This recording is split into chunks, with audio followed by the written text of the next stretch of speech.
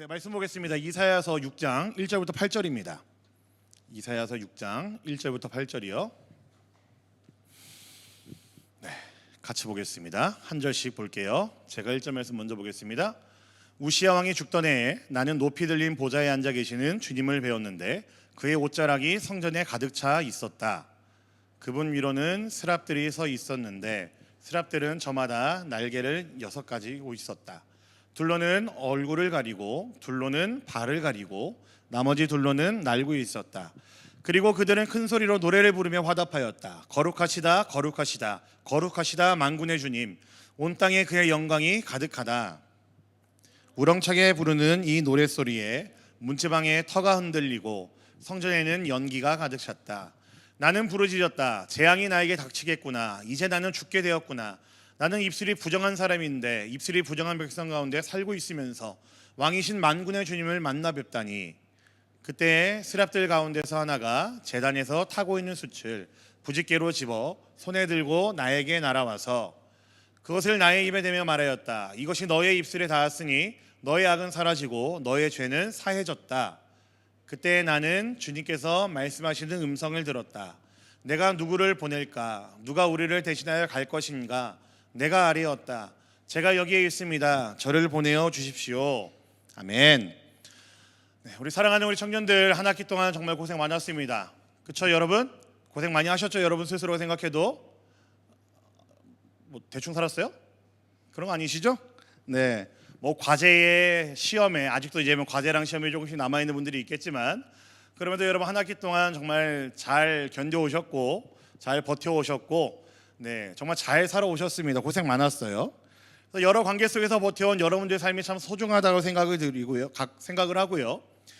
그리고 그런 여러분들 한 사람 한 사람이 이 자리에 함께 모여서 주 앞에 예배하며 나아갈 수 있다는 것이 정말로 은혜인 것 같고 참으로 하나님께서 우리에게 주신 큰 축복과 은총 가운데 하나라는 생각이 듭니다. 여러분도 그러시죠? 네, 이 공동체가 더 사랑스럽고 이 공동체가 더욱더 여러분의 한 학기 생활 가운데에 기억에 남는 그런 공동체가 되었으면 좋겠습니다. 여러분, 그런데 이 예배는요 단지 우리 한 학기를 마무리하기 위한 자리가 아니고요, 한 걸음 더 믿음의 자리로 나아가는 오늘의 예배 이름이 뭐라고요? 그래서 스텝업 예배입니다. 저희가 매 학기를 마무리할 때 항상 그 예배의 이름을 스텝업이라고 이름을 지었습니다. 왜냐하면 우리의 그 마침이, 우리의 쉼이 거기서 끝나는 것이 아니라 이제 뭐 방학 이후에 더 나은 우리의 신앙의 성숙을 위해 혹은 다른 진로와 다른 방향으로 나아가는 여러분들의 또 성장과 성숙을 기대하기 때문에 그를 위한 찍고 가는 예배이기 때문에 스텝업 예배라는 이름을 붙였습니다. 여러분, 오늘 함께 나눌 말씀은요 이사야 6장 전체 우리가 좀 1절부터 8절까지 읽었지만 사실은 좀 8절을 기준으로 좀 많이 살펴보고 싶습니다. 8절에서 이런 질문이 나와요. 내가 누구를 보내며 누가 우리를 위하여 갈꼬? 라고 묻는 하나님의 질문에 이사야 선지자가 주님 내가 여기 있습니다. 나를 보내주십시오 라는 그 결단과 대답을 하는 장면이 나옵니다. 여러분, 저는 제 인생에서 저를 변화시킨 말씀을 하나 꼽자고 한다면은 저는 딱 이 말씀이었어요. 그냥 뭐 제 이야기를 뭐 길게 할 건 아니고요, 제가 예수님을 만나고 제가 이제 신학을 해야 되겠다 혹은 선교사로 살아야 되겠다고 다짐하게 된 계기가 된 게 저는 사실 이 말씀 때문이었거든요. 영어도 잘 모르는데 어느 날 영어 단어가 눈에 들어오더라고요. Here I am, send me. 무슨 뜻인지 아시죠 여러분? 근데 이거 모르면 되게 심각한 거예요, 그죠? 저도 알아들었을 정도니까 뭐 여러분은 전부 다 알아들었으리라 생각을 합니다. 이 영어 단어가 눈에 팍 들어와가지고 제가 그때 좀 하나님께 서원을 했고, 제가 지금 이 자리에 16년, 17년이 지났는데 제가 이 자리에 있는 겁니다. 제가 굉장히 의미 있는 말씀인데 제가 여러분들한테 똑같이 뭐 사역자가 되라고 강요할 건 아니고요. 그럼에도 이 말씀 안에 들어있는 여러분들이 저와 같은 이제 사명의 길을 걸어가게 하는 것이 아니라 정말 하나님께서 우리들 인생 하나하나를 부르고 계시다는 사실을 우리가 함께 묵상해 보면 좋겠고, 그 묵상과 부르심 안에서 우리가 어떻게 다짐하고 결단하고 나아가야 되는지를 우리가 오늘 함께 마음가짐에 좀 새겨보는 시간이 되면 좋을 것 같습니다. 여러분이 어느 곳에 있든지 어느 곳에 계시든지 무엇을 하든지 여러분들이 하나님의 부르심을 받은 사명자라는 생각으로 살아야 됩니다. 여러분은 그 일을 위해 부르심 받은 자들이고 그 일을 위해 여러분은 지금 이 자리에서 함께 예배하며 그 말씀을 나누기 위해 우리 함께 모여 있다는 것을 기억하시면 좋겠어요. 목사는 안 되셔도 좋습니다. 신학 안 하셔도 돼요. 하지만 여러분들이 있는 곳 어디에서든지 여러분들의 부르심이 무엇인지를 기억하시고 나를 부르신 분이 하나님이구나라는 사실에 대해서 여러분들이 확신을 가지고 그 일들을 감당하시면 좋겠습니다. 오늘 이 말씀을 통해서 한 학기를 마치고 이제 새로운 시작을 하게 될 여러분들에게 스텝업할 수 있는 그런 귀한 말씀이 되기를 간절히 좀 소망해 봅니다. 좀 시간이 정해져 있어서 제가 10분 내로 끝내겠다고 말씀드렸잖아요. 한 2분만 더 주실래요? 한 12분? 네, 지금 8분 내로 끝내볼게요. 여러분 시간이 정해져 있어가지고 길게 이야기를 할 수 없지만 지금 우리가 읽은 이 말씀의 배경이 참 독특합니다. 3절 1절에서 보면 이렇게 되어 있어요. 우시야 왕이 죽던 해라고 되어 있습니다. 그러니까 이사야 선지자가 하나님께 부름받은 그 배경이 우시야 왕이 죽던 해라고 기록이 되어 있는 거예요. 여러분 고대 사회에서 왕이 죽었다는 이야기는요 사실은 그냥 쉽게 넘어갈 만한 문제가 아닙니다. 그만큼 정치적으로 혼란이 있었다는 이야기고, 그리고 시대적으로 사회적으로 굉장한 불안함과 답답함과 혼란스러움이 있다라는 이야기이기 때문에 그래요. 여러분 고대 사회니까 당연한 거겠죠. 왕의 시대가 왕조가 끝났고 바뀌었다라는 이야기는요 굉장히 중요한 문제가 많습니다. 여러분 근데 이 우시야 왕이 죽던 해라는 이 표현 자체가 한번 곰곰이 생각해 보면은 저와 여러분이 살고 있는 이 시대가 우시야 왕이 죽던 해와 같은 그런 시대 아니겠습니까? 시대적으로 되게 답답하고 굉장히 혼란스럽죠. 굉장히 많은 것들이 여러분들에게 불안 요소로 작동하고 있고 작용하고 있는 시대가 지금 저와 여러분이 살고 있는 이 시대입니다. 마치 우시야 왕이 죽던 해와 같은 그런 시대가 지금 우리가 지금 살고 있는 이 시대이죠. 저는 좀 더 이제 여러분들보다 이제 나이를 좀 더 먹었잖아요. 그러니까 저도 이제 어느샌가부터 저 기성세대의 반열에 들어가긴 했지만 이제 청년의 때를 살아가고 있는 여러분들에게는 굉장히 혼란스러운 시대가 맞는 것 같아요.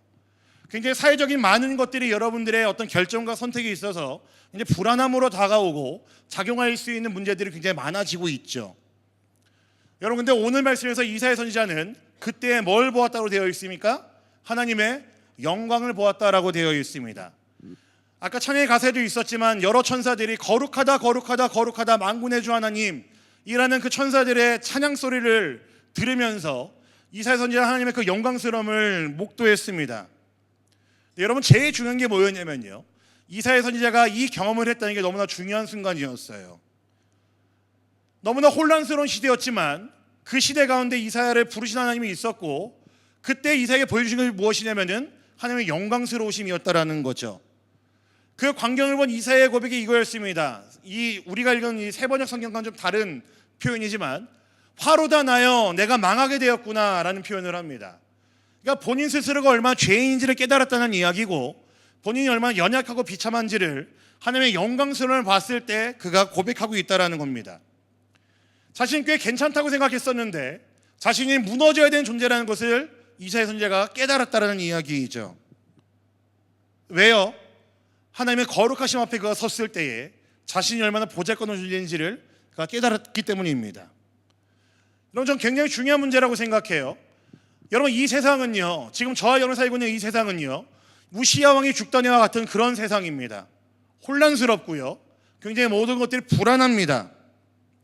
굉장히 어렵고 어지럽지만 그럼에도 우리가 이런 시대를 살고 있지만 해야 될 것은 하나라는 거죠. 위대하시고 온 세상보다 더 크신 하나님 앞에 우리가 서는 겁니다. 그 거룩하시고 광대하신 하나님 앞에 서서 내 자신이 얼마나 연약하고 초라한지를 내가 고백하고 깨닫게 되는 것이 중요하다라는 거예요.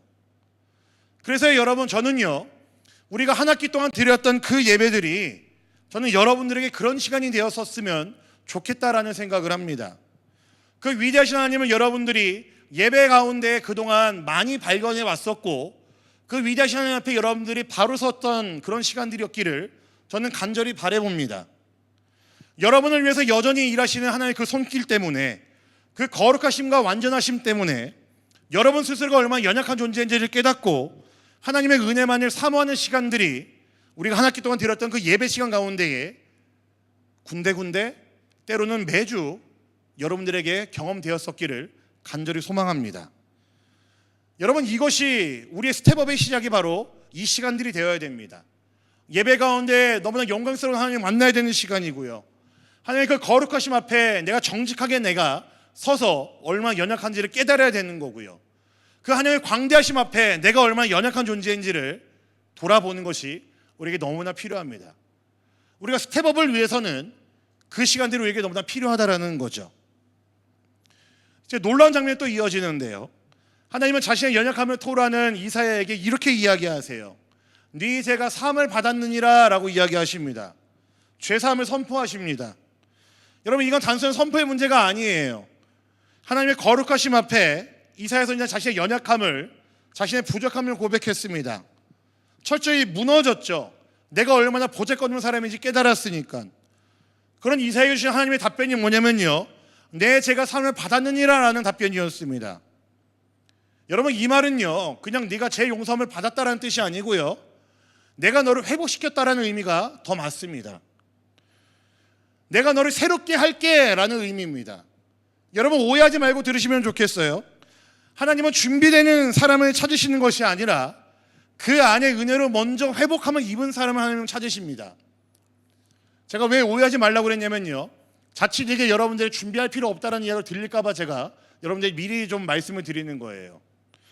여러분, 무엇인가 휘황찬란하게 준비하고 만년을 기하는 사람 이전에 하나님이 원하시는 사람은, 사용하시고자 하시는 사람은요, 스스로의 연약함을 고백하고 하나님께 자신의 연약함을 고백하면서 하나님의 은혜만을 사모하는 사람을 하나님 먼저 원하신다라는 겁니다. 준비는 당연히 같이 해야 되는 거고요. 그래서 여러분, 저는 여러분 모두가 이 은혜를 함께 누리면 좋겠습니다. 하나님 앞에 여러분들의 연약함을 고백하는 것과 동시에 그런 여러분을 회복시키시면서 사용하시는 하나님의 그 손길들을, 인도하심들을 여러분 모두가 다 경험하기를 간절히 소망합니다. 우리 오늘 말씀 8절인데 한 번 더 읽어볼까요? 제가 아까 드리지 못했는데 우리 오늘 말씀 8절 한 번 더 읽어보겠습니다. 8절 봅시다. 시작. 그때 나는 주님께서 말씀하시는 음성을 들었다. 내가 누구를 보낼까? 누가 우리를 대신하여 갈 것인가? 내가 아뢰었다. 제가 여기에 있습니다. 저를 보내어 주십시오. 여러분, 하나님 강요하지 않으십니다. 오히려 어떻게 하세요? 따뜻하게 초대하세요. 그리고 질문하시죠. 누가 나를 위해서 갈래? 누가 나를 위해서 살래? 누가 나를 위해서 이 세상으로 나아가겠니? 하고 우리 하나님은 여러분들을 초대하십니다. 여러분, 이 질문에 똑같이 이 질문을 받은 이사야 선지자가 이렇게 얘기했습니다. 주님, 내가 여기 있습니다. 나를 보내시옵소서라고 고백을 합니다. 여러분, 이사야 선지자는요, 그가 완벽했기 때문에 응답한 게 아니었습니다. 은혜를 입었기 때문에, 하나님의 그 회복하심을 경험했기 때문에 하나님의 사람으로 살겠다라고 이사야 선지자는 결단을 했습니다. 그래서 저는 오늘 이 예배가요, 여러분 함께 드리는 이 예배가, 이 시간이 종강의 시간이 아니라 라스트 스텝이라고 할까요? 그 라스트 스텝이 아니라 우리가 한 발 더 나아갈 수 있는 스텝업의 시간이 되기를 간절히 소망합니다. 하나님께서 이 치열했던 한 학기를 마치는 여러분들에게 우리가 함께하며 예배했던 그 시간들을 통해서 이제 누가 나의 뜻대로 살 수 있겠니? 이제 누가 내가 원하는 삶을 살아줄래? 라고 묻는 하나님의 그 질문 앞에, 요청 앞에, 초대 앞에 하나님, 제가 기꺼이 그렇게 살겠습니다. 저를 부르셨으니 제가 그렇게 살길 원합니다 라고 말할 수 있는 여러분들이 이 안에 있기를 간절히 소망합니다. 하나님의 그 질문 앞에 외면하지 마시고 여러분이 어느 자리에 있든지 어느 곳에 가든지 Here I am, 하나님께 여러분 응답하시고 Send me, 저를 보내시옵소서라고 고백할 수 있는 여러분 모두가 되기를 간절히 소망합니다. 여러분, 이사야 선지자는요, 하나님을 보고 회복하심을 경험했고 하나님의 은혜에 응답했습니다. 완벽했기 때문이 아니라 하나님이 그를 부르셨기 때문에, 그리고 그에게 은혜를 베푸셨기 때문에 이사야 선지자는 자신의 삶을 하나님께 드릴 수 있었습니다. 사랑하는 우리 모든 청년들, 한 학기가 끝났습니다. 누군가는 상해에서의 여정들이 끝나서 돌아가는 친구들도 있고요, 어떤 친구들은 이제 군대를 가야 되는 친구도 있고요, 불쌍한 친구들이 많이 있어요, 여러분. 네. 그리고 또 누군가는 어떤 다른 계획 때문에 잠시 이 유학 생활을 멈추는 친구들도 분명히 있을 겁니다. 근데 여러분, 기억하셔야 될 건요, 이겁니다. 하나님의 부르심은요, 지금부터 시작이라는 것을 여러분 기억하시면 좋겠어요. 이곳에 모인 여러분 모두가 다 결단하길 원합니다. Here I am, send me. 내가 누구를 보내면 누가 우리를 위해 갈고 할 때에 하나님의 그 부르심과 질문 앞에, 초대 앞에 여러분들이 하나님께 손을 번쩍 들고 Here I am, send me라고 고백할 수 있는 여러분 모두가 되기를 간절히 소망합니다. 오해하지 마십시오. 목사되라는 이야기 아니고요, 선교사되라는 이야기 아닙니다. 저는 그런 여러분들 동원할 능력이 없습니다. 하지만 그보다 더 중요한 게 있죠. 여러분이 있는 그 삶 어디에서든지, 여러분이 밟고 있는 그 땅 어디에서든지 여러분들 그 부르심에 순종해야 되는 자들이라는 사실, 여러분들 그 부르심과 그 은혜를 기억하면서 마땅히 그 삶을 살아갈 수 있도록 내가 요청받았구나, 초대받았구나라는 것에 대한 분명한 확신이 우리에게 필요합니다. 그 초대를 위한 여러분의 응답이 되면 좋겠고, 그 응답대로, 그 답변대로, 그 하나님 앞에 드리는 여러분들의 고백대로 살아갈 수 있는 여러분 모두가 되기를 사랑하는 우리 주님의 이름으로, 예수님의 이름으로 간절히 부탁드립니다. 아멘.